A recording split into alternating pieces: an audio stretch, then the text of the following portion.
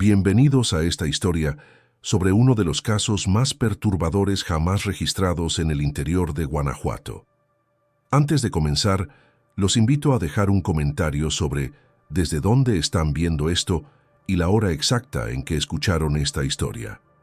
Estamos interesados en saber a qué lugares y en qué horarios del día o de la noche llegan estos relatos documentados. Era mediados de marzo de 1961, cuando Roberto Villarreal, un ingeniero de minas de 36 años, recién divorciado, decidió abandonar la vida agitada de la Ciudad de México en busca de tranquilidad. Después de perder casi todo en un divorcio turbulento, Roberto encontró un anuncio en el periódico El Universal sobre una propiedad rural en venta a un precio sorprendentemente bajo en la región de Guanajuato, más específicamente en el distrito de Mineral de Pozos. La hacienda de cantera, construida en el siglo XVIII durante el período de auge de la minería de plata, estaba abandonada desde hacía casi 2 décadas, según el anuncio. El propietario, un señor anciano que vivía en Guadalajara, vendía la propiedad sin siquiera visitarla, pues la había heredado de un pariente distante y nunca había demostrado interés en conocerla. Los registros municipales indican que Roberto visitó la propiedad apenas una vez antes de cerrar el negocio. Acompañado por un corredor local, Manuel Cervantes recorrió las casi 8 hectáreas de tierra, incluyendo la hacienda principal, un pequeño huerto abandonado y un área de matorral nativo. Según el testimonio posterior de Manuel, registrado en 1965, Roberto quedó impresionado con el bajo precio, pero no hizo muchas preguntas. Parecía un hombre que quería recomenzar rápido.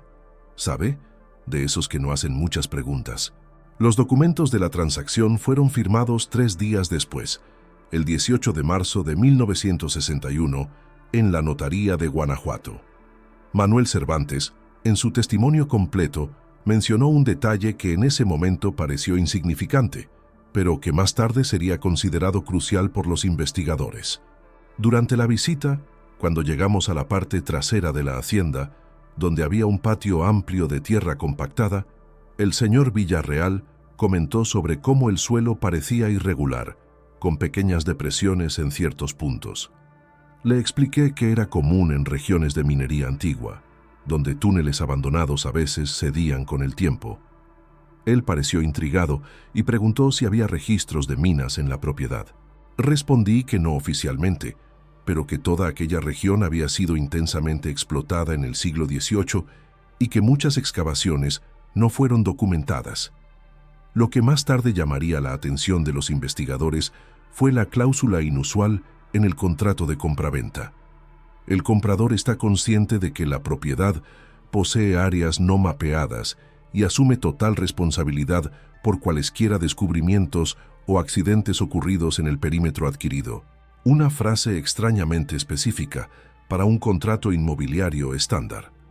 El notario que registró la venta, Jesús Alberto Flores, cuando fue cuestionado en 1966, afirmó que el vendedor había insistido en esa cláusula, pero no proporcionó explicaciones adicionales. Una investigación más profunda en los registros de la notaría, realizada en 1967 por investigadores federales, reveló algo aún más intrigante. La misma propiedad había cambiado de manos 7 veces, entre 1885 y 1961, un número inusualmente alto para una propiedad rural en aquella región. Y en cada transferencia, la cláusula sobre áreas no mapeadas estaba presente, con pequeñas variaciones en el texto, pero siempre manteniendo la esencia. Más significativo aún, ninguno de los propietarios anteriores había permanecido en la propiedad por más de 3 años, con excepción del penúltimo dueño, Jerónimo Domínguez, quien vivió allí de 1929 a 1940, antes de abandonarla abruptamente. Roberto se mudó a la propiedad a principios de abril. Los habitantes más antiguos de Mineral de Pozos relatan que mantenía poco contacto con la comunidad local. Iba al pequeño almacén del pueblo una vez por semana para comprar víveres básicos y cambiaba apenas las palabras necesarias. La única persona con quien parecía tener alguna cercanía era doña Guadalupe, una señora de casi 85 años que vivía en la región desde su nacimiento y que, según relatos, poseía un vasto conocimiento sobre la historia local. En testimonio registrado en los archivos de la Biblioteca Municipal de Guanajuato, doña Guadalupe reveló que alertó a Roberto sobre la propiedad desde el primer encuentro. Esa tierra no es buena para vivir. Mucha gente ya lo intentó, pero nadie se queda más de un año. El último habitante fue el viejo Jerónimo, que salió de allí en 1940, después de aquella noche de tormenta, cuando el suelo se hundió en el patio. Dicen que nunca volvió a hablar bien después de eso. Se fue a casa de su hija en San Miguel de Allende y permaneció callado hasta morir. El testimonio de Guadalupe también menciona que intentó contarle a Roberto sobre los secretos enterrados, pero él habría respondido que no creía en supersticiones, un detalle significativo que solo salió a la luz cuando el caso fue reabierto en 1967, fue que doña Guadalupe había trabajado como empleada en la casa de Jerónimo Domínguez durante los últimos años en que éste vivió en la propiedad. En un segundo testimonio más extenso, ella reveló: el señor Jerónimo era un hombre tranquilo, estudioso, tenía muchos libros, algunos en lenguas extranjeras que yo no entendía. En los últimos meses, antes de irse, comenzó a comportarse de forma extraña. Pasaba horas encerrado en el estudio hablando solo. Por la noche, lo escuchaba caminando por la propiedad, especialmente en el área del patio trasero. Una vez desperté de madrugada con ruidos y lo vi cavando un hoyo a la luz del quinqué. Cuando le pregunté qué hacía, dijo que estaba verificando algo. Esa misma semana, comenzó a clavar todas las ventanas del sótano y a cerrar con cadenas pesadas la puerta que daba a la parte trasera de la casa. Durante los primeros 2 meses, Roberto parecía adaptarse bien a la vida rural. Comenzó a recuperar el huerto, limpió el área alrededor de la hacienda e incluso inició la crianza de algunas gallinas. El cartero que hacía entregas en la región, José Luis Pérez, relató en 1966 que Roberto recibía regularmente correspondencias de la Ciudad de México, probablemente de su exesposa o abogados, y siempre parecía irritado después de leerlas. Tiraba las cartas a la chimenea. Vi eso 2 veces cuando me invitó a tomar un café, dijo José Luis en su testimonio. José Luis también notó un cambio gradual en la apariencia de Roberto. Al principio, era un hombre bien cuidado, siempre rasurado, cabello peinado, pero conforme pasaban los meses, se fue volviendo cada vez más descuidado. La barba creció, el cabello quedó despeinado, las ropas parecían no lavarse con frecuencia. La última vez que lo vi en julio, había perdido peso y tenía ojeras profundas, como si no durmiera desde hacía días. Una visita en común registrada por el propio Roberto en su diario ocurrió a mediados de mayo, cuando un hombre anciano que se identificó apenas como investigador de historia local apareció sin aviso previo. Roberto escribió: el viejo parecía saber más sobre la propiedad de lo que dejaba transparecer. Hizo preguntas específicas sobre el patio trasero y si había notado algo extraño en las noches de luna llena. Cuando le pregunté su nombre completo para referencia futura, sonrió de una manera peculiar y dijo que lo sabría pronto si continuaba observando con atención. Partió antes del anochecer, rechazando mi oferta de hospedaje, diciendo que prefería no estar en la propiedad después de la puesta del sol. Este visitante misterioso nunca fue identificado, a pesar de los esfuerzos posteriores de los investigadores. Ninguno de los habitantes locales reconoció la descripción proporcionada por Roberto y no había registro de su paso por las posadas de la región. El punto de quiebre parece haber ocurrido a mediados de junio de 1961. Después de una fuerte temporada de lluvias fuera de época, típica de aquella región montañosa, Roberto notó que el terreno en el patio trasero había cedido ligeramente, formando una depresión de aproximadamente 2 metros de diámetro. Conforme su propio diario encontrado posteriormente, decidió investigar el área, pensando que se trataba de una antigua cisterna o pozo. El suelo aquí es extraño, parece compactado en capas irregulares. Voy a profundizar la excavación mañana, escribió el 16 de junio de 1961. El diario también contiene una observación hecha la misma noche, horas después de la anotación inicial. No puedo dormir. Hay un sonido viniendo de la depresión en el patio. No es alto, pero constante, como un zumbido bajo o murmullo distante. Inicialmente pensé que eran insectos o el viento en los árboles, pero es más regular, casi rítmico. Cuando me acerco al lugar, el sonido parece disminuir, como si percibiera mi presencia. Estoy comenzando a cuestionar mi propia percepción. Tal vez sea solo el cansancio o el aislamiento afectando mis sentidos. Al día siguiente, la entrada en su diario es significativamente más larga y agitada. La caligrafía, antes organizada y precisa, se muestra temblorosa. Encontré algo que no debería estar allí. Aproximadamente 1 metro debajo de la superficie, hay una estructura de piedra. No es natural, fue construida, parece un tipo de cámara. Conseguí remover algunas piedras sueltas y vi que hay un espacio vacío abajo. El olor es indescriptible. No es solo moho o tierra húmeda, es algo más, algo que nunca he sentido antes. Arrojé una piedra y escuché un eco que sugiere un espacio amplio.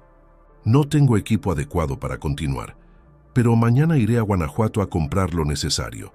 Una entrada adicional escrita aparentemente tarde en la noche revela un detalle perturbador.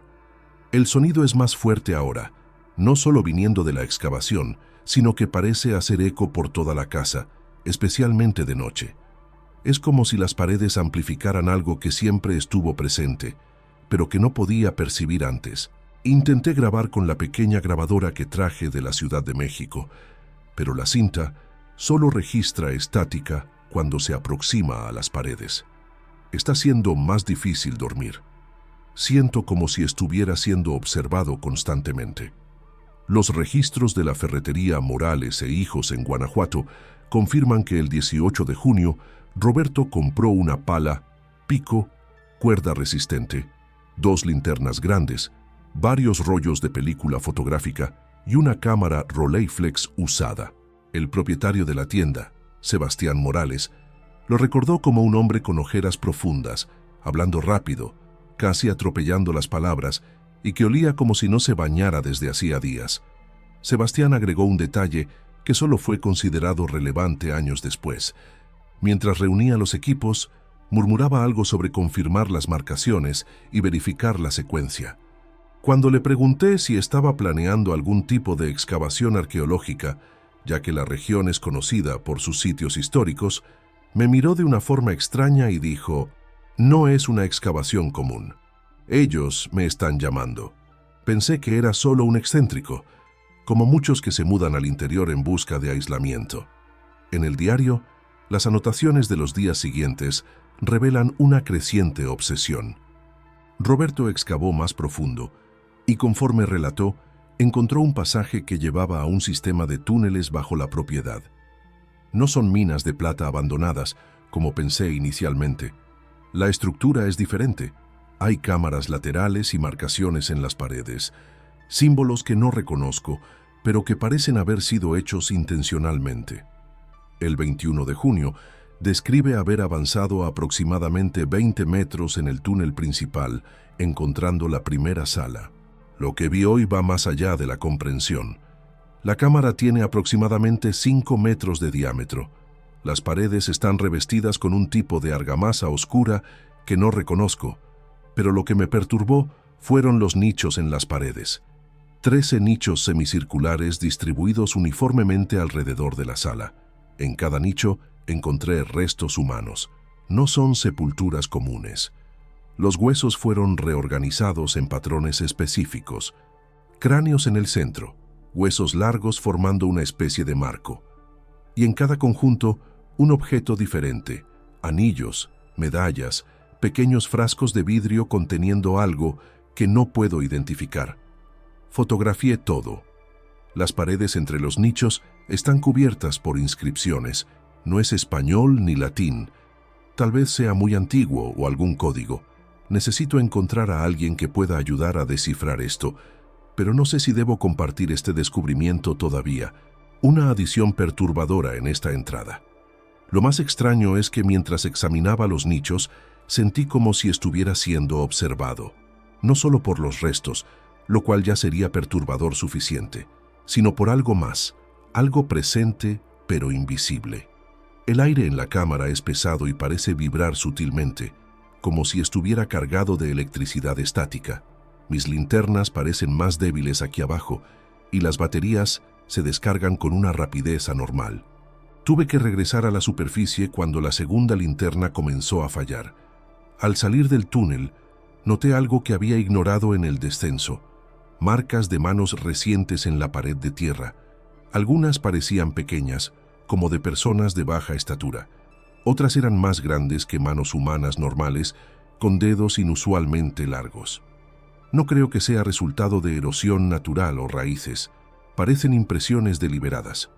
Las fotografías mencionadas nunca fueron encontradas entre las pertenencias de Roberto, aunque el revelador de películas de Guanajuato, Juan Carlos Méndez, confirmó que Roberto reveló varios rollos en su tienda en las semanas siguientes. Siempre venía al anochecer cuando estábamos cerrando. Pedía usar el laboratorio personalmente, lo cual era inusual. Pagaba bien, así que no cuestioné. Salía con los negativos y las copias. Nunca dejaba nada atrás. Juan Carlos agregó en un testimonio posterior no oficial que una vez vio accidentalmente algunas de las fotografías mientras Roberto trabajaba en el laboratorio. Eran imágenes extrañas, mal iluminadas, mostrando lo que parecían ser túneles o cavernas. En algunas vi lo que parecían ser arreglos de huesos en nichos en las paredes, pero lo que me perturbó fueron algunas fotos que mostraban lo que parecían ser figuras humanas al fondo, parcialmente oscurecidas por la oscuridad. Cuando le pregunté a Roberto sobre ellas, rápidamente recogió todo y dijo que eran solo sombras y juegos de luz. Su comportamiento era tan agitado que no insistí. En las visitas siguientes, fue aún más cuidadoso para no dejar que viera su trabajo. Las entradas del diario se vuelven más erráticas y fragmentadas a partir de ese punto. El 28 de junio, Roberto escribe sobre una segunda cámara conectada a la primera por un túnel estrecho. Esta es diferente, más pequeña, circular. En el centro hay una mesa de piedra o algo como un altar. La superficie está manchada de oscuro. Antiguas manchas de sangre. Los símbolos aquí son más elaborados. Reconozco algunos elementos que parecen alquímicos, pero combinados de formas que no tienen sentido para mí. Hay una sensación opresiva aquí. El aire es pesado, incluso con la abertura que hice hacia la superficie. Las linternas parecen más débiles, como si algo absorbiera su luz. Continúa con la escritura cada vez más desordenada. Mientras examinaba los símbolos, escuché algo. No fue un sonido físico, no exactamente. Fue como una voz en mi mente, palabras en un idioma que no conozco, pero que de alguna forma comprendo. Hablaban sobre ciclos, portales y retornos. Mencionaban un nombre repetidamente, Ezequías. Estoy comenzando a pensar que no estoy solo aquí abajo, no solo en el sentido físico, sino en un sentido más profundo, como si algo estuviera despertando después de un largo sueño. El 30 de junio, una entrada particularmente perturbadora. Los sueños comenzaron. No puedo distinguir más cuando estoy durmiendo y cuando estoy despierto. Veo los túneles incluso cuando estoy en la casa. Las paredes parecen pulsar como si respiraran. Y escucho las voces constantemente ahora. Siempre el mismo nombre, Ezequías. Siempre las mismas palabras sobre completar el círculo y abrir el camino. Estoy anotando todo en un cuaderno separado, tratando de descifrar el patrón. Hay una lógica en todo esto, estoy seguro. Una matemática antigua y precisa que conecta los símbolos, los nichos, las cámaras. Necesito entender. El comportamiento de Roberto comenzó a cambiar visiblemente en esa época, según los pocos contactos que mantenía en la región. Doña Guadalupe relató que apareció en su casa a principios de julio, tarde en la noche, con los ojos inyectados y las manos sucias de tierra. Quería saber sobre las historias antiguas de la región, sobre lo que había ocurrido en sus tierras antes de la construcción de la hacienda actual. Hablaba sobre personas que vinieron antes, sobre rituales secretos y conocimiento enterrado. Me dio miedo y dije que no sabía nada, pero insistió en que debía conocer a los guardianes antiguos. Nunca había escuchado tal cosa. Guadalupe agregó en una entrevista no oficial realizada en 1968 por un periodista independiente que Roberto parecía estar en un estado alterado durante esa visita. Sus movimientos eran extraños, como si no estuviera completamente en control de su propio cuerpo. Hablaba en una voz que alternaba entre su tono normal y algo más profundo, casi gutural, y sus ojos. Había algo mal con sus ojos. Las pupilas estaban tan dilatadas que apenas se veía el iris, incluso bajo la luz del quinqué. Se quedaba mirando fijamente las sombras en las esquinas de la sala como si viera algo allí. El dueño del almacén, Gerardo Rojas, notó que Roberto comenzó a comprar grandes cantidades de velas, cerillas y petróleo. Dijo que la electricidad de la casa estaba inestable, lo cual era común en la región durante tormentas. Pero lo extraño es que no tuvimos tormentas en esas semanas. Y también compró sal, mucha sal, 5 kilos de una vez. Cuando le pregunté para qué tanta sal, solo sonrió de una manera extraña y dijo que era para mantener ciertas cosas alejadas. Gerardo también mencionó que Roberto había preguntado sobre posibles carpinteros en la región que pudieran hacer cajas de madera de tamaño específico con inscripciones personalizadas. Cuando Gerardo sugirió un carpintero en Guanajuato, Roberto agradeció, pero comentó que tal vez sería mejor hacerlo él mismo, ya que los requisitos eran peculiares. El 5 de julio, el diario contiene una entrada especialmente incoherente. Las voces no paran. Dicen que soy el elegido, el sucesor de Ezequías, que fui atraído aquí por un propósito, que la propiedad no fue casualidad, sino un llamado. Me muestran visiones de túneles que aún no he explorado, de cámaras más profundas, de conocimientos enterrados por siglos. Hablan de un otro lado que puede ser alcanzado a través de los portales correctos. No sé más qué es real y qué es delirio. Mi cuerpo está exhausto, pero mi mente no para. Necesito continuar excavando. Necesito encontrar el centro. Al día siguiente, una entrada más calmada, como si Roberto hubiera recobrado algo de lucidez. Necesito ser metódico, científico, documentar todo, analizar los hechos objetivamente. ¿Qué sé concretamente? Hay un sistema de túneles y cámaras bajo la propiedad, claramente artificial y antiguo. Hay restos humanos organizados de forma ritualística. Hay inscripciones y símbolos que sugieren algún tipo de práctica oculta. El resto, las voces, las sensaciones, las presencias, puede ser resultado de agotamiento, aislamiento o gases subterráneos afectando mi cognición.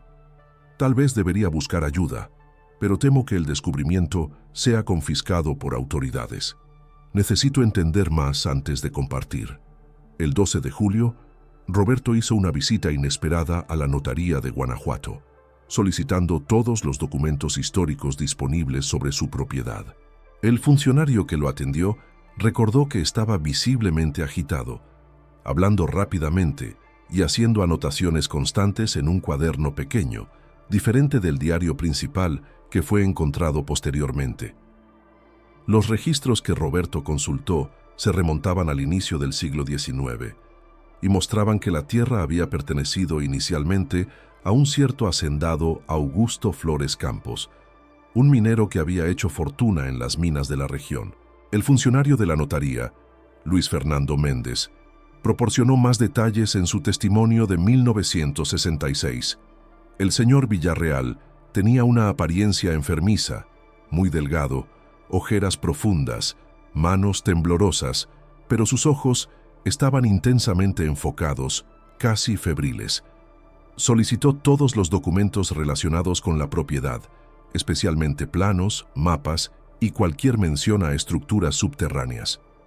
Cuando encontró la referencia a la antigua sede con capilla, se puso extremadamente agitado, murmurando repetidamente: «Es esto, es esto». Pidió ver cualquier documento relacionado con la familia Campos, particularmente sobre el hijo del hacendado Ezequías. Fue ahí que percibí que no estaba solo investigando la historia de su propiedad, estaba buscando algo muy específico.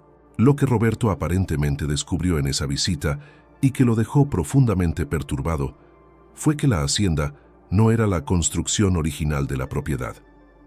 Antes de ella, había existido una estructura mayor descrita en los documentos como una sede de hacienda con capilla anexa, que fue destruida en un incendio en 1846. Curiosamente, los documentos mencionaban que después del incendio, el terreno permaneció abandonado por casi 30 años antes de que la hacienda actual fuera construida, un período inusualmente largo para una propiedad valiosa en esa época. Más significativo aún fue un documento que Roberto fotografió cuidadosamente, un reporte de investigación preliminar sobre el incendio conducido por el delegado local en la época. El reporte mencionaba circunstancias sospechosas y relatos de actividades inusuales en la propiedad en las semanas anteriores al incidente. También citaba la desaparición de Ezequías Campos, hijo del hacendado, quien había sido visto por última vez 2 días antes del incendio. El reporte concluía de forma evasiva que debido a la falta de evidencias conclusivas y el infortunio de la familia Campos, esta investigación está cerrada sin determinación formal de causa. Las entradas del diario de Roberto se vuelven más perturbadoras a partir de ese punto. El 15 de julio escribe: «Encontré la tercera cámara hoy. Es la más grande de todas. El techo es tan alto que no puedo iluminarlo completamente con mis linternas. Las paredes están cubiertas por nichos, como en la primera sala, pero estos son más grandes.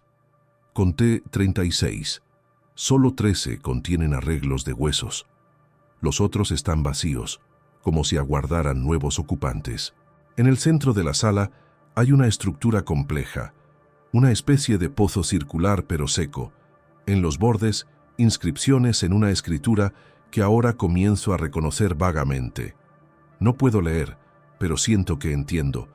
Es como si hablaran directamente a mi mente cuando toco los símbolos. Pasé horas aquí abajo hoy. Perdí la noción del tiempo. Solo percibí que había anochecido cuando mi linterna comenzó a fallar». Continúa. «Lo que me perturba más son los 13 nichos ocupados. Examinando los objetos encontrados con los restos, comienzo a formar una teoría. Cada conjunto parece representar a una persona específica. Uno de los nichos contiene, además de los huesos reorganizados, una pequeña caja de metal con el nombre Ezequías Campos grabado en la tapa. Dentro encontré lo que parece ser un diario personal bastante deteriorado, pero aún legible en partes. Las fechas van de 1833 a 1846. Las últimas entradas son perturbadoras, hablando sobre un ritual final que permitiría a Ezequías trascender las limitaciones físicas y establecer el primer portal permanente. Menciona repetidamente un círculo de 13 personas que aparentemente lo ayudaron en sus trabajos. ¿Serían estos los ocupantes de los otros nichos? El 16 de julio, Roberto escribe: «Pasé la noche estudiando el diario de Ezequías. Lo que descubrí es al mismo tiempo fascinante y aterrador. Ezequías no era solo un estudioso de lo oculto. Había desarrollado una teoría completa sobre lo que llamaba puntos de intersección, lugares donde la barrera entre nuestra realidad y otra cosa es más tenue. Según sus escritos, identificó su propiedad familiar como uno de esos puntos y dedicó años a construir una estructura que permitiera abrir un camino permanente. Los túneles y cámaras no son aleatorios. Forman un patrón geométrico preciso, un símbolo tridimensional que cuando se activa correctamente, crearía este portal. El incendio de 1846 no fue un accidente. Fue el resultado de un intento fallido de completar el ritual. Pero Ezequías no murió como sugieren los registros oficiales, al menos no en el sentido convencional. El 18 de julio, Roberto hizo un viaje inesperado a la Ciudad de México. Los registros del Hotel Reforma muestran que se hospedó por 2 noches. Durante su estadía, visitó la Biblioteca Nacional, donde consultó obras raras sobre la historia de Guanajuato. El funcionario que lo atendió, conforme testimonio posterior, lo recordó por su comportamiento agitado y foco intenso. Solicitó específicamente materiales sobre sociedades secretas del período colonial e imperial. También pidió libros sobre rituales religiosos indígenas y sincréticos. Pasó horas haciendo anotaciones y en determinado momento pidió consultar mapas antiguos de la región de Guanajuato. Parecía buscar algo específico. El funcionario agregó: lo más extraño fue cuando encontró un mapa antiguo que mostraba la región de Mineral de Pozos a principios del siglo XIX. Se puso extremadamente agitado, señalando un símbolo específico marcado cerca del lugar de su propiedad. Era un símbolo que nunca había notado antes. Algo como un círculo con líneas irradiando hacia afuera, marcado en tinta roja. Cuando le pregunté qué significaba, murmuró algo sobre confirmación y ellos sabían desde el principio. Pidió urgentemente hacer una copia del mapa, lo cual autoricé debido a su estado de agitación. Roberto también visitó a un profesor de historia de la Universidad Nacional Autónoma de México, Dr. Carlos Eduardo Montoya, especialista en historia colonial de la región minera. Según el relato del Dr. Montoya, registrado en 1965 cuando el caso salió a la luz, Roberto llegó sin cita, pareciendo exhausto y ansioso. Me mostró dibujos de símbolos que dijo haber encontrado en su propiedad. Algunos reconocí como variaciones de símbolos alquímicos europeos. Otros parecían elementos de rituales sincréticos que combinaban tradiciones europeas, indígenas y africanas, algo no incomún en Guanajuato del siglo XVIII. Lo que me intrigó fue su insistencia sobre la existencia de una sociedad secreta que habría operado en la región durante el auge de la minería, un grupo que llamaba los Guardianes del Suelo Profundo.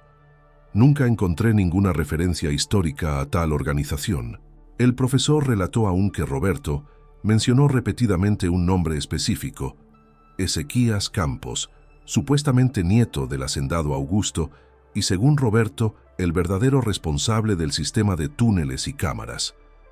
Afirmaba que este Ezequías había estudiado en España por muchos años, regresando a Guanajuato alrededor de 1833, con conocimientos prohibidos y un plan para establecer un centro de poder en su propiedad ancestral. Roberto estaba convencido de que el incendio de 1846 no había sido accidental, sino un intento de ocultar las actividades de Ezequías y su círculo íntimo.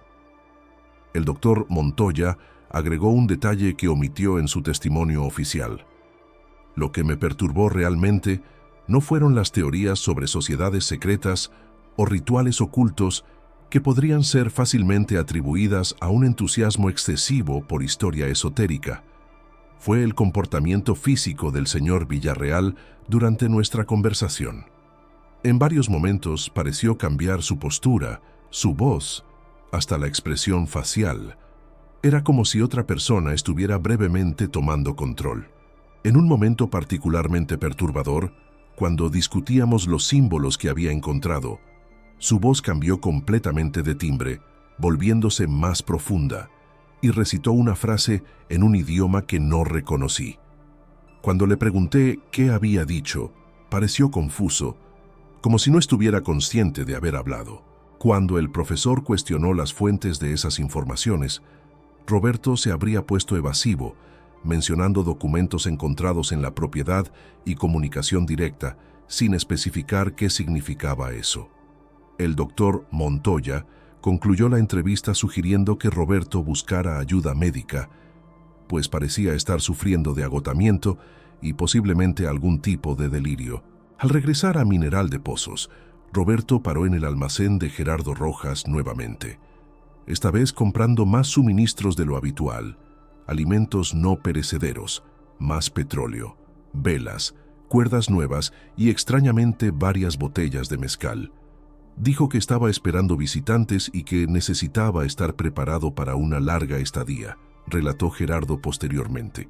Me pareció extraño, pues todos sabíamos que no tenía amigos o familia que lo visitaran, pero parecía diferente, más calmado, pero de una manera inquietante, como alguien que tomó una decisión importante y ya no tiene dudas. Gerardo agregó un detalle que solo mencionó en conversas informales años después. Cuando estaba saliendo, se volteó y me dijo algo que en ese momento no entendí, pero que nunca olvidé. Dijo: Señor Gerardo, ¿alguna vez se ha preguntado qué existe realmente bajo nuestros pies?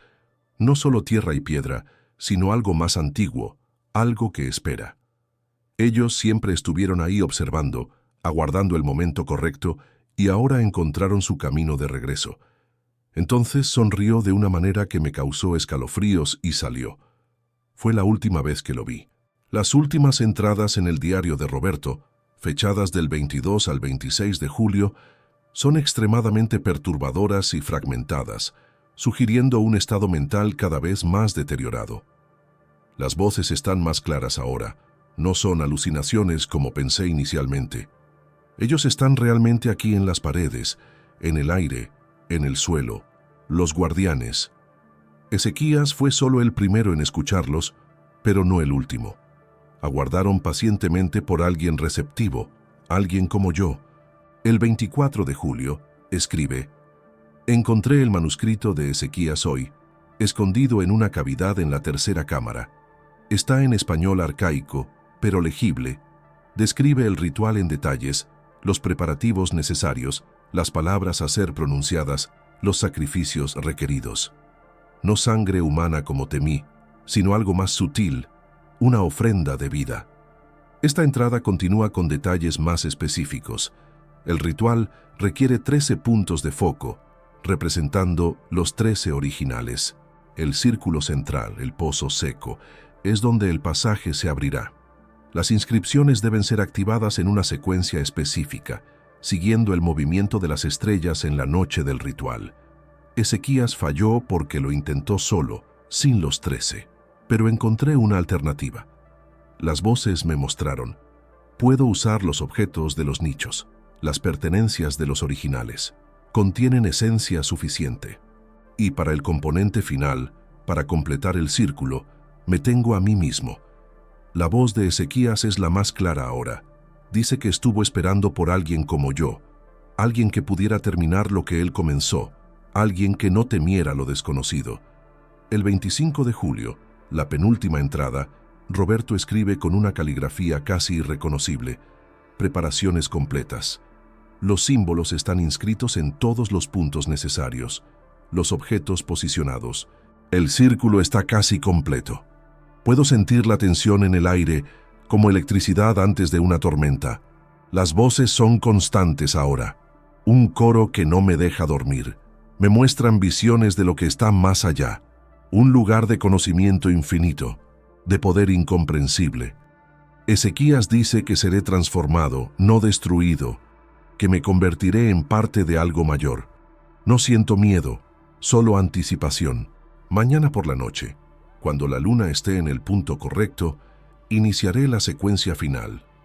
La entrada del 26 de julio, la última, contiene solo una frase: esta noche, el círculo se completa. Lo que ocurrió a continuación solo puede ser reconstruido a partir de los testimonios de los habitantes locales y las evidencias encontradas posteriormente. En la noche del 26 al 27 de julio, una tormenta intensa azotó la región. Varios habitantes de Mineral de Pozos relataron haber visto luces extrañas viniendo de la dirección de la propiedad de Roberto, descritas como un brillo azulado que parecía danzar entre los árboles. Algunos también mencionaron haber escuchado sonidos inusuales, como un zumbido o canto bajo que parecía venir del suelo. Doña Guadalupe, que vivía más cerca de la propiedad, proporcionó el relato más detallado. Comenzó alrededor de las 10 de la noche. Primero las luces. No eran como linternas o quinqués. Era un brillo frío, azulado, que parecía moverse por cuenta propia, concentrándose principalmente en el área trasera de la hacienda.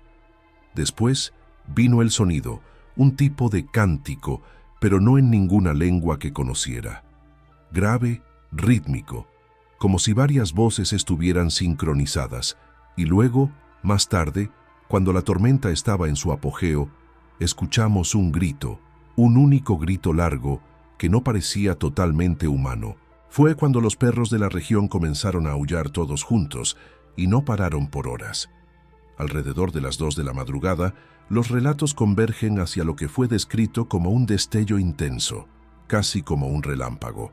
pero que duró varios segundos, seguido de un temblor que fue sentido en toda la región. Muchos creyeron inicialmente que se trataba de un sismo, algo no totalmente inusual en aquella área de minas antiguas. El fenómeno fue registrado incluso por la estación sismológica de la Universidad de Guanajuato, que detectó una perturbación localizada equivalente a un temblor de magnitud 3.2, con epicentro precisamente en la propiedad de Roberto. El registro oficial de la estación contiene una nota inusual agregada por el técnico responsable: patrón de onda atípico para fenómeno sísmico natural, múltiples frecuencias sobrepuestas. Se recomienda investigación in situ. Esta nota fue posteriormente tachada del reporte final sin explicación. En la mañana siguiente, preocupados por lo ocurrido, José Luis Pérez y Gerardo Rojas decidieron verificar si Roberto estaba bien. Al llegar a la propiedad, encontraron un escenario descrito posteriormente como caótico. El área trasera de la hacienda, donde Roberto había iniciado sus excavaciones, estaba completamente transformada. Un cráter de aproximadamente 10 metros de diámetro se había formado, revelando parte del sistema de túneles y cámaras. Alrededor del cráter, el suelo presentaba un patrón extraño descrito como quemaduras en espiral. José Luis, en su relato, agregó: lo más extraño era el olor. No era de tierra mojada o de humo, como esperaríamos después de la tormenta. Era algo dulce y metálico al mismo tiempo, y había una sensación en el aire, como aquella tensión que sentimos antes de una gran tormenta eléctrica. Hacía que los vellos de los brazos se erizaran y el silencio. No había pájaros, insectos, nada, como si toda la vida hubiera abandonado el lugar. Más perturbador, según los relatos, era el estado de la hacienda. Todas las puertas y ventanas estaban abiertas como si una fuerte presión interna las hubiera forzado. En el interior encontraron evidencias de actividad intensa: muebles reorganizados en patrones circulares, símbolos dibujados en las paredes con carbón y lo que parecían ser páginas de libros antiguos pegadas por todas partes. Los documentos que Roberto había consultado estaban esparcidos por la mesa de la sala, junto con mapas de la propiedad donde había marcado localizaciones específicas. Gerardo describió: en la sala principal había dibujado un gran círculo en el piso con 13 puntos marcados en el borde. En cada punto había un pequeño objeto: un anillo, una moneda antigua, un reloj de bolsillo, cosas así. En el centro del círculo encontramos una camisa que reconocí como siendo de Roberto, rasgada y manchada con algo oscuro que parecía sangre seca. Había también un libro abierto muy antiguo, con páginas escritas a mano en una letra apretada.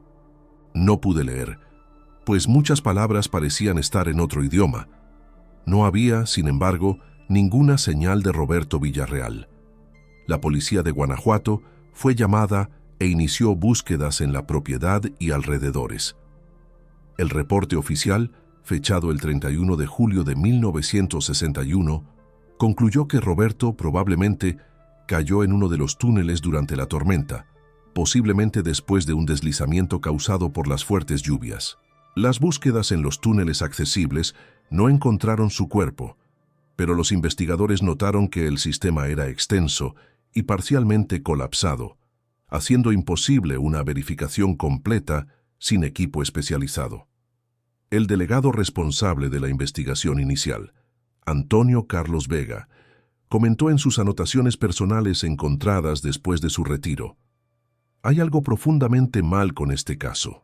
Los patrones en las paredes, los objetos organizados ritualmente, los documentos antiguos, todo sugiere una actividad deliberada y metódica, no el comportamiento errático de un hombre mentalmente perturbado, como sugiere el reporte oficial. Y está la cuestión del temblor perfectamente localizado en la propiedad. Nada de esto está siendo adecuadamente explicado.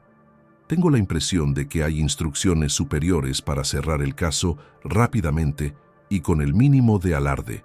El caso fue archivado como desaparición presuntamente fatal por accidente, y la propiedad fue sellada por las autoridades locales. Las pertenencias de Roberto, incluyendo su diario, fueron enviadas a un primo distante en Guadalajara, su único pariente localizable, lo que transformó este caso de una simple desaparición en uno de los episodios más perturbadores de la historia de la región. Fueron los eventos que siguieron. En los años subsecuentes, entre 1962 y 1967, al menos 6 personas que tuvieron contacto directo con el caso Roberto Villarreal relataron experiencias inquietantes.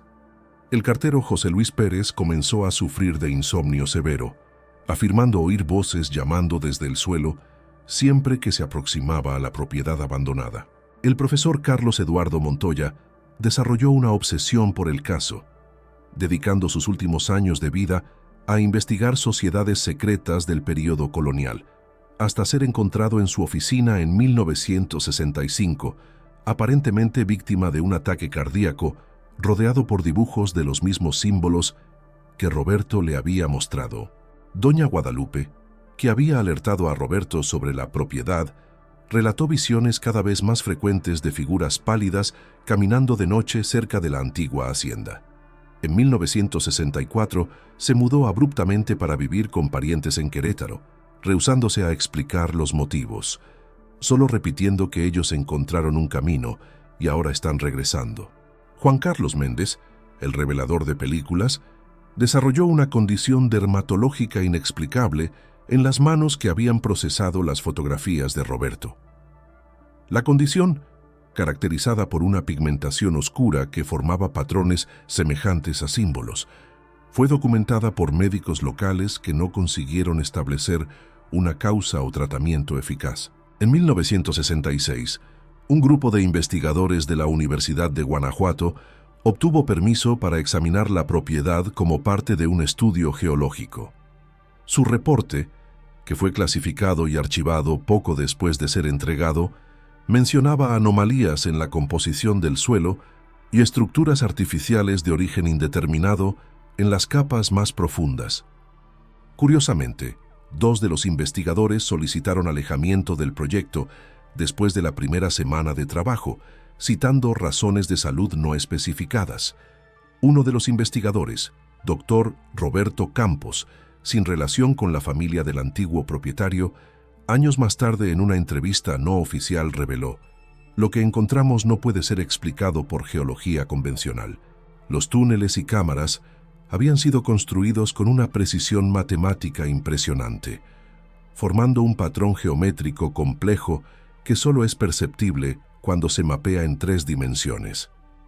Más perturbador aún fue el descubrimiento de que algunas partes del sistema parecían recientes, como si la excavación original estuviera siendo continuada por alguien o algo, y estaban las inscripciones, que comenzaban como símbolos reconocibles de alquimia y geometría sagrada, pero gradualmente evolucionaban hacia algo completamente alienígena en los niveles más profundos. El acontecimiento más significativo ocurrió en septiembre de 1967, cuando una tormenta particularmente fuerte causó un nuevo colapso en el área del cráter original. Esta vez, un equipo de rescate profesional fue enviado para investigar, temiendo que el colapso pudiera afectar propiedades vecinas. Lo que encontraron nunca fue oficialmente divulgado, pero filtraciones posteriores indican que el equipo descubrió una cámara anteriormente inaccesible, conteniendo lo que fue descrito como arreglos rituales y evidencias de ocupación reciente. Un miembro de ese equipo que pidió anonimato relató décadas después: la cámara era perfectamente circular, con aproximadamente 15 metros de diámetro. En el centro había una estructura que inicialmente confundimos con un tipo de altar, pero era más como una puerta, un marco vertical de piedra elaboradamente tallado, pero aparentemente no llevando a ningún lugar. Alrededor de esta estructura, en el piso, había un círculo de sustancia oscurecida que análisis posteriores confirmaron ser sangre humana, pero en un estado de preservación inexplicable, como si hubiera sido derramada recientemente, aunque claramente databa del incidente original. Más perturbador aún, según estas fuentes no oficiales, fue el descubrimiento de vestigios humanos que, después de análisis, revelaron ser de al menos 3 individuos diferentes.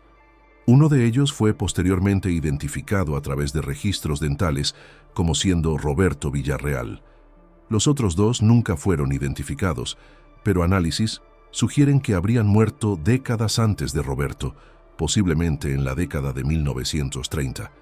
El reporte confidencial del equipo de 1967, del cual solo fragmentos salieron a público, mencionaba un detalle particularmente inquietante. Los restos atribuidos al señor Villarreal presentan anomalías significativas, alteraciones en la estructura ósea que no son consistentes con ninguna condición médica conocida. Particularmente notables son las modificaciones en el cráneo, donde la estructura interna parece haber sido reorganizada. Los análisis iniciales sugieren que estas alteraciones ocurrieron ante mortem, lo que desafía cualquier explicación médica convencional. Después de este descubrimiento, la propiedad fue completamente aislada por autoridades federales. Los túneles fueron sellados con concreto, la hacienda demolida y toda el área cercada. Los documentos oficiales citan riesgo geológico como justificación, pero rumores persistentes en la región sugieren otras motivaciones. En 1971, un pequeño artículo en el periódico El Universal mencionaba que todos los registros relacionados con el caso habían sido transferidos a los archivos federales en la Ciudad de México, donde fueron clasificados como confidenciales por razones no especificadas. Un detalle curioso surgió en 1972, cuando un investigador independiente descubrió que en los meses siguientes al sellado de la propiedad, al menos 3 miembros del equipo que realizó el trabajo fueron internados en instituciones psiquiátricas con síntomas semejantes, insomnio severo, alucinaciones auditivas y la compulsión de dibujar símbolos específicos repetidamente. Hoy, más de 6 décadas después, la propiedad permanece abandonada. La vegetación retomó gran parte del área, pero los habitantes locales aún evitan aproximarse. Dicen que en noches de tormenta, cuando el viento sopla del norte, es posible escuchar un sonido bajo y constante viniendo de la dirección de la antigua hacienda, como un canto en un idioma desconocido. En 1975, un grupo de jóvenes que acampaba en las cercanías relató haber visto figuras pálidas y esbeltas moviéndose entre los árboles alrededor de la propiedad. Cuando la policía local investigó, no encontró evidencias de intrusos, pero notó que la vegetación en un área circular cerca del antiguo cráter estaba completamente muerta, como si hubiera sido expuesta a algún tipo de radiación o producto químico. En 1988, un proyecto de mapeo geológico de la región, utilizando tecnología de radar de penetración del suelo, detectó lo que los técnicos describieron como anomalías estructurales extensas bajo la antigua propiedad. El reporte observaba que las estructuras parecían formar un patrón específico, que se extendía mucho más allá del área previamente investigada, sugiriendo que el sistema de túneles y cámaras era significativamente mayor de lo que se imaginaba inicialmente. Curiosamente, el proyecto fue abruptamente terminado semanas después y los resultados nunca fueron publicados. Los escritos de Roberto Villarreal, archivados y olvidados por décadas, terminan con una frase que parece ahora terriblemente profética. No se trata de un cementerio convencional, es un portal, y ahora que lo abrí, nunca más podrá ser verdaderamente cerrado. Y en cuanto a los símbolos y escritos encontrados en las cámaras subterráneas, análisis posteriores, realizadas discretamente por investigadores independientes que consiguieron acceso a algunas de las fotografías que filtraron, sugieren una combinación de elementos alquímicos europeos con símbolos de tradiciones indígenas y africanas, formando un sistema único que no corresponde a ninguna tradición conocida. La interpretación más aceptada entre esos investigadores es que los guardianes del suelo profundo mencionados por Roberto eran posiblemente una secta sincrética formada durante el período colonial, combinando conocimientos esotéricos de diversas fuentes en un sistema propio. Un especialista en lingüística y sistemas de escritura antiguos que examinó copias de las fotografías en la década de 1980, observó: Lo que hace a este sistema de símbolos particularmente intrigante es su aparente evolución. Los símbolos más antiguos, probablemente datando de la época de Ezequías Campos, son reconocibles como derivaciones de tradiciones esotéricas europeas, pero los más recientes, posiblemente agregados por Roberto Villarreal u otros que vinieron entre ellos, muestran una complejidad y estructura interna que no se asemeja a ningún sistema de escritura humana conocida. Es como si el sistema estuviera evolucionando por cuenta propia, siguiendo una lógica interna que trasciende a sus creadores originales, un detalle final y perturbador. En 1970, un historiador amateur que investigaba el caso encontró en los archivos de la parroquia de Guanajuato una mención a un incidente ocurrido en 1838. El registro hecho por el párroco local describe una denuncia contra el hijo del hacendado Campos, recién llegado de España, que estaría realizando reuniones nocturnas de naturaleza sospechosa en su propiedad rural. El documento menciona que una investigación fue iniciada, pero nunca concluida, pues el denunciante falleció súbitamente de causas naturales antes de prestar testimonio formal. El nombre del hijo del hacendado Campos, Ezequías Flores Campos, exactamente como mencionado por Roberto en su diario. En una coincidencia que muchos consideran más que simple casualidad, el historiador que encontró este documento falleció 3 meses después de su descubrimiento. La causa oficial, un ataque cardíaco durante el sueño. Según relatos de su viuda, en las semanas anteriores venía quejándose de insomnio persistente y de voces que parecían susurrar en un idioma desconocido cuando intentaba dormir. La propiedad permanece aislada hasta hoy, oficialmente por riesgos geológicos. Intentos de obtener información adicional sobre el caso a través de la Ley de Acceso a la Información han sido sistemáticamente negados, con la justificación de que los documentos permanecen bajo sigilo por cuestiones de seguridad pública. En 2004, una breve nota en la sección de ciencias de un periódico nacional mencionaba un estudio sobre anomalías geomagnéticas en Guanajuato, con un enfoque particular en un área cerca de Mineral de Pozos que presentaba lecturas consistentemente atípicas. Aunque la localización exacta no era especificada, las coordenadas mencionadas coincidían con la región de la antigua propiedad de Roberto Villarreal. En 2018, durante la digitalización de archivos históricos de la Universidad Nacional Autónoma de México, fue descubierta una carta no catalogada entre las pertenencias del fallecido profesor Carlos Eduardo Montoya. La carta, fechada en 1965, pocos días antes de su muerte, era dirigida a un colega de la Universidad de Guadalajara. En ella, el profesor escribía: «Lo que descubrí va mucho más allá de una simple sociedad secreta histórica. Los símbolos que el señor Villarreal me mostró aparecen en contextos separados por siglos y continentes, en manuscritos alquímicos europeos, en rituales de ciertas tradiciones africanas traídas por esclavos, en artefactos indígenas prehispánicos, siempre asociados a lugares descritos como portales o pasajes, siempre vinculados a relatos de contacto con entidades o inteligencias no humanas. Lo que me perturba no es solo esta convergencia improbable, sino el hecho de que los símbolos parecen funcionar como un tipo de lenguaje de programación para la realidad física. Y más preocupante aún, tengo razones para creer que no fue Ezequías Campos quien descubrió los símbolos, sino que los símbolos lo encontraron, así como encontraron a Roberto Villarreal, y ahora temo me están encontrando también. Mientras tanto, en Mineral de Pozos, los habitantes más antiguos aún hacen la señal de la cruz cuando pasan cerca del camino que lleva a la antigua propiedad de Roberto Villarreal. Y en noches de tormenta, muchos juran ver luces azuladas danzando entre los árboles que ahora cubren el lugar donde una vez existió una hacienda de cantera, y bajo ella un secreto enterrado por siglos que tal vez debería haber permanecido así. En 2022, un grupo de estudiantes de geología que realizaban un estudio de campo no autorizado en el área relató haber encontrado cerca del perímetro cercado de la antigua propiedad una pequeña caja de metal parcialmente enterrada.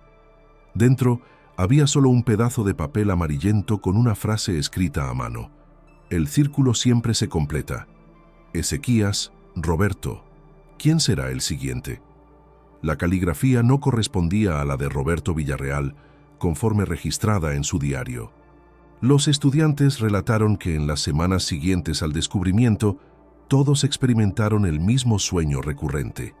Un sistema de túneles oscuros donde voces susurraban en un idioma desconocido. Para aquellos que dudan de esta historia, un último hecho documentado. En los registros de la Estación Sismológica de la Universidad de Guanajuato, consta que cada 5 años aproximadamente, un pequeño temblor es detectado con el epicentro exactamente en el lugar de la antigua propiedad. El último ocurrió en 2023 y fue el más intenso jamás registrado desde el incidente original de 1961. Un profesor de física teórica, consultando los datos sismológicos en 2023, observó un patrón que había pasado desapercibido. Los intervalos entre los temblores no son constantes como se pensaba inicialmente, sino siguen una secuencia matemática compleja que cuando se grafica forma un patrón espiral que se contrae gradualmente. Extrapolando esta secuencia, el próximo temblor previsto para 2028 sería significativamente más intenso que los anteriores. El profesor observó en sus notas: si el patrón continúa, el evento de 2028 no será solo un temblor localizado, sino algo de magnitud mucho mayor. Es como si estuviéramos observando un proceso de cuenta regresiva. Algunos secretos, como aprendió Roberto Villarreal de la peor manera posible, exigen un precio terrible de aquellos que los desentierran, y algunos tal vez nunca deberían ser perturbados, pues una vez despertados, nunca vuelven a dormir completamente.